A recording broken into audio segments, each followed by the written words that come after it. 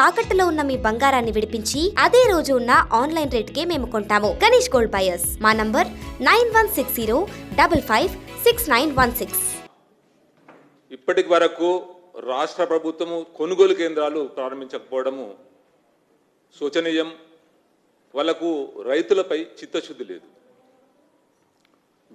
ధాన్యం వచ్చింది, ధాన్యాన్ని ఏ విధంగా ప్రొక్యూర్ చేసుకోవాలి, ఏ విధంగా రైతులకు పేమెంట్ ఇస్తే మళ్ళీ రబీ సీజన్లో పంటకు వాళ్ళు ప్రిపేర్ అవుతారు రైతులు అనే చిత్తశుద్ధి లేదు. లేకుండా మంత్రులందరూ కూడా ఈరోజు బీసీ అని చెప్పి ఎలక్షన్ అని చెప్పేసి బీసీలను మోసం చేస్తూ కాలయాపన చేస్తున్నారు, రైతులను మోసం చేయడం జరుగుతున్నది. ఇప్పటికే ధాన్యం వచ్చేసి కళ్ళాలపై ఐకేపీ కేంద్రాలలో ధాన్యం వచ్చి ఉన్నది. కానీ ఈ రాష్ట్ర ప్రభుత్వం కొనుగోలు కేంద్రాలను ప్రారంభించక ఆ ధాన్యము పూర్తిగా ఈ 3-4 రోజులలో 2 రోజులలో పెద్ద వర్షాలు ఉమ్మడి నల్గొండ, ఉమ్మడి వరంగల్, ఉమ్మడి ఖమ్మం జిల్లాలో వర్షాలకు పూర్తిగా ధాన్యం తడిసి ముద్దైపోయింది. సో పూర్తిగా రైతులకు నష్టపరిహారం లెక్కనే నష్టాన్ని చవిచేసే విధంగా ఈ రాష్ట్ర ప్రభుత్వం ప్రవర్తించడం జరుగుతున్నది. ఈ రాష్ట్ర ప్రభుత్వం ఏ రకంగా ఉన్నదంటే రైతుల బాగోగు గురించి చీమ గుట్టినట్టు కూడా లేదు.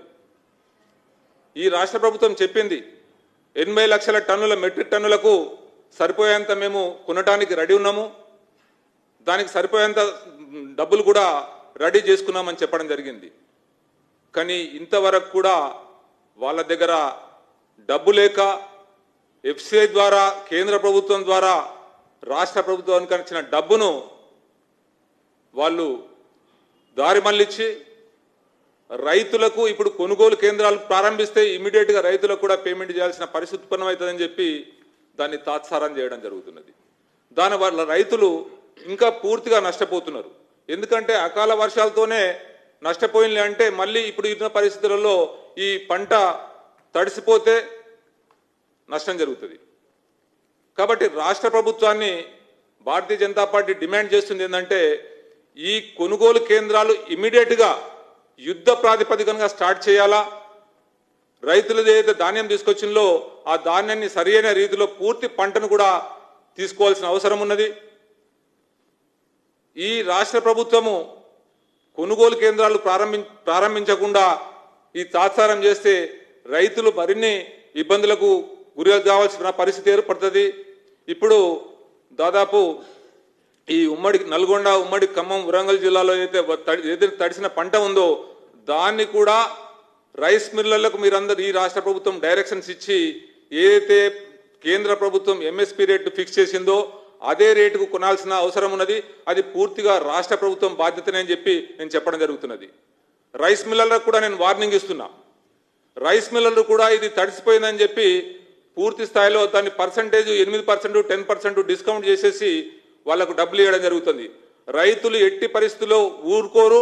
రైతులకు కూడా నేను విజ్ఞప్తి చేస్తున్నా ఏంటంటే ఎట్టి పరిస్థితుల్లో ఎంఆర్పి వచ్చే వరకు మీరు తీసుకోవాల్సిన అవసరం ఉన్నది, ఎంఆర్పీనే తీసుకోవాల్సిన అవసరం ఉన్నది. కాబట్టి రైతులు ఎక్కడ కూడా తక్కువ డిస్కౌంట్కు రైస్ మిల్లర్లకు సప్లై చేయొద్దని చెప్పి కూడా మీ ద్వారా నేను వారికి రైతులకు కూడా విజ్ఞప్తి చేయడం జరుగుతున్నది.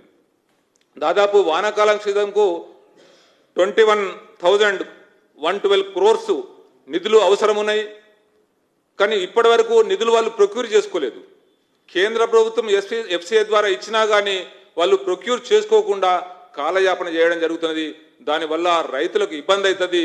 మేము భారతీయ జనతా పార్టీ కిసాన్ మోర్చా తరఫున రాష్ట్ర ప్రభుత్వానికి డిమాండ్ చేస్తున్నాము, వార్నింగ్ ఇస్తున్నాము. మీరు ఇమీడియట్గా రైతుల పక్షాన ఉండి రైతులకు సరైన రీతిలో రేటు వచ్చే విధంగా ఏదైతే ఎంఎస్పీ ఉందో ఆ ఎంఎస్పీని సరైన రీతిలో ఇవ్వాల్సిందిగా మీ అందరికి కూడా రాష్ట్ర ప్రభుత్వానికి డిమాండ్ చేయడం జరుగుతున్నది. అదేవిధంగా కేంద్ర ప్రభుత్వం 2014లో అధికారంలోకి వచ్చిన తర్వాత రైతుకు ఒక మంచి లాభం చేయాలి, రైతులను లాభాల దిశగా తీసుకుపోవాలి అనే ఉద్దేశంతో 2014లో ఏదైతే ఎంఎస్పీ ఉందో 1300 చిల్లర ఇప్పుడు దాదాపు 2,389 రూపాయలు ఈరోజు ఎంఎస్పి కేంద్ర ప్రభుత్వం ఇవ్వడం చేస్తుందంటే దాదాపు 82% రేటు పెంచేసి ఈరోజు రైతులకు న్యాయం జరగాల, రైతులకు మంచి జరగాల, వాళ్ళకు లాభాలు రావాలనే ఉద్దేశంతో కేంద్ర ప్రభుత్వం అన్ని రకాల స్కీములను పెడుతూ ఈ ప్రతి దాంట్లో మేజుకు కానీ ప్యాడీకి కానీ ఎంఎస్పిని ప్రొవైడ్ చేసి, కాటన్కి కానీ ఎంఎస్పిని ప్రొవైడ్ చేసి ఈరోజు కొనుగోలు కేంద్రాల ద్వారా కొనాలని చెప్పి ఈ రాష్ట్ర ప్రభుత్వాన్ని చెప్పడం జరిగింది.